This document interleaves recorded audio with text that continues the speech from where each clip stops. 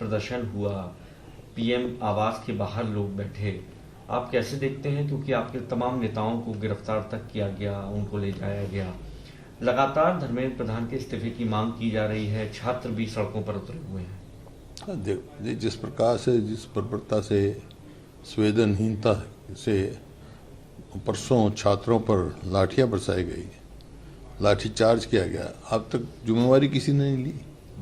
लाठी चार्ज होता है किसके आदेश से हुई, क्यों हुई, क्या किया था उन्होंने जो उन पर लाठी चार्ज की जाए?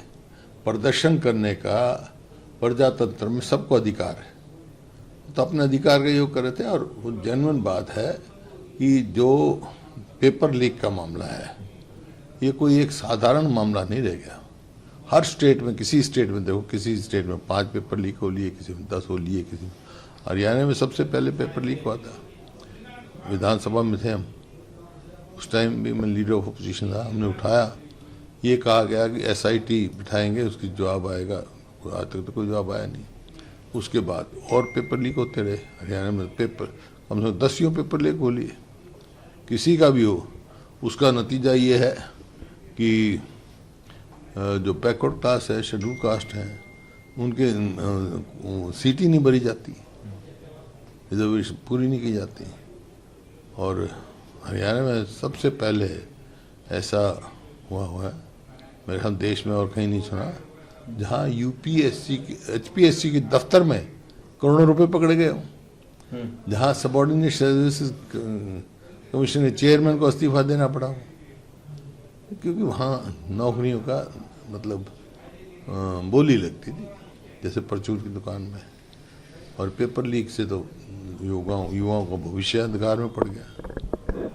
अब पेपर हरियाणा में तो स्थिति ऐसी है कि जो क्लास A और B की हैं नौकरियां, वो हरियाणा के लोगों को तो ना के बराबर मिलती है। 80%, किसी 90%, किसी में 70%, किसी में 60% बाहर के लगते हैं।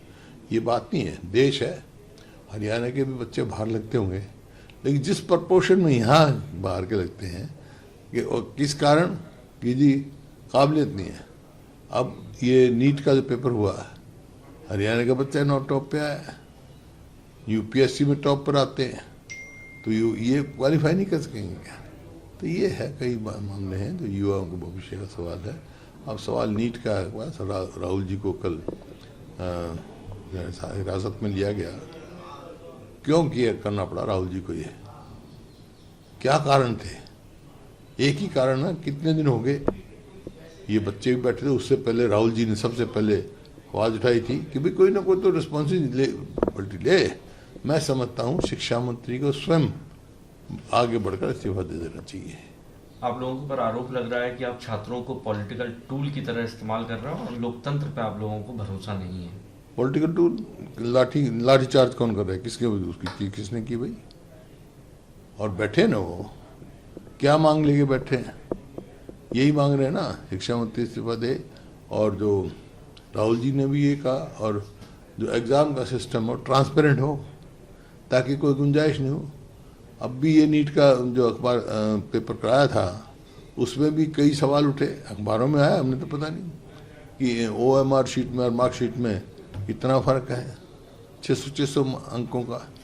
तो ये लोगों, युवाओं को कैसे, युवाओं में विश्वास होना चाहिए और ये विश्वास पैदा करना सरकार का काम है कि भाई जो भी होगा फेयर काम होगा और ट्रांसपेरेंट एग्ज़ाम होगा। उसके भी तरीके हैं, सिस्टम बनाया जा सकता है, नया सिस्टम बनाया जा सकता है। एक पेपर है, कई पेपर सेट तैयार करो, एक ही एग्ज़ाम में 4-5 किस्म के पेपर सेट दो, कर गया, ताकि बचाव हो सके। और भी तरीके मिल सकते हैं। तो सिस्टम की तब्दीली आनी चाहिए। जब ये सिस्टम फेलियर हो रहा है और एक के बाद एक पेपर लीक हो रहा है, तो ये गंभीर मामला है। US ट्रेड डील को लेकर भी किसान, US ट्रेड डील के खिलाफ भी देखा गया पंजाब से किसान कूच। देखिए US ट्रेड डील जब शुरू में हुआ, जो अमेरिका के यहाँ से बात की भाई क्या क्या हम करेंगे, वो तो किसान के हित की थी नहीं। लेकिन अब अगर यही बात लेके वो गए थे, अब ये कह रहे हैं बात करेंगे, किसान का हित का रखेंगे, वो तो ट्रेड डील के बाद ही कह सकते हैं। लेकिन मैं नहीं समझता कि यूएस ट्रेड डील में कोई किसान के हित की बात होगी।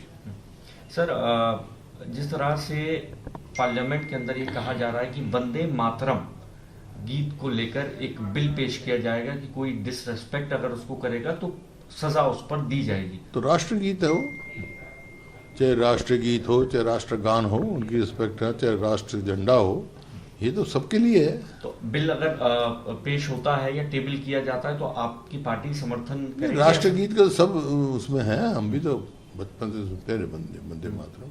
और अब ये क्या बिल लेके आएंगे देखेंगे। और डिलिमिटेशन बिल को लेकर भी चिंता व्यक्त की जा रही है। अलायंस में कहीं ना कहीं ये संदेह व्यक्त किया जा रहा है कि डीएमके या एनसीपी जो है वो समर्थन कर सकती है, हालांकि अभी तक इसको लेकर कुछ नहीं, डीएमके ने देखा अभी पहले बिल लाओ, बिल देख के हम बताएंगे अपना क्या है, वेदर वो वहाँ के इंटरेस्ट में है कि नहीं है, वो देख के बताएंगे। तो डिलिमिटेशन बिल से नुकसान होगा? डिलिमिटेशन गिर चुका है एक दफा, अब ये दोबारा लाएंगे, क्या बिल की शेप होगी देखेंगे। और जिस तरह से सर सांसदों को अपने पाले में जो लाने की कवायद चल रही है, तमाम बागी जो सांसद हैं उनको दूसरी पार्टी में जो है मर्ज किया जा रहा है, समर्थन इकट्ठा कर, आपको लगता है लोकतंत्र के लिए ये ठीक है या इसको ये अब मजबूत करना? लोकतंत्र का बेसिक असूल ये है कि सब आदमी अपनी अपनी वो कर सकते हैं, आज़ाद हैं, लेकिन एक पार्टी के सिंबल पे जीत के आते हैं, एक मैनिफेस्टो पे जीत के आते हैं, उसको छोड़ते हैं तो इस्तीफा दे के फिर लड़ना चाहिए। एक आखिरी सवाल ले लेता हूँ, आपकी पूरी पार्टी राम मंदिर को लेकर जो है सरकार से जवाब मांगने की कवायद में लगी हुई है। जो कुछ राम मंदिर में जो हुआ, जो आरोप लगे चढ़ावा चोरी को लेकर, एसआईटी की रिपोर्ट भी, आपको लगता है कि इससे एसआईटी की रिपोर्ट तो आई नहीं अभी, आपको लगता है इससे नुकसान होगा मौजूदा सरकार को? वहाँ सरकार के नुकसान का फायदा कि नहीं, उन श्रद्धालुओं के देखो ना, जो जिन श्रद्धा से दान दिया है वो उनके साथ क्या बीतेगी। आप अगर उनकी श्रद्धाओं पे चोट पड़ेगी, और ये मैं नहीं कह रहा हूँ, दीपेंद्र मिश्रा ने कहा है चोरी नहीं ये डाका है, तो उसकी थॉरो जांच होनी चाहिए और दोषी को सजा मिलनी चाहिए, और सुप्रीम कोर्ट के जज के अंडर सीबीआई वगैरह से इंक्वायरी करना चाहिए।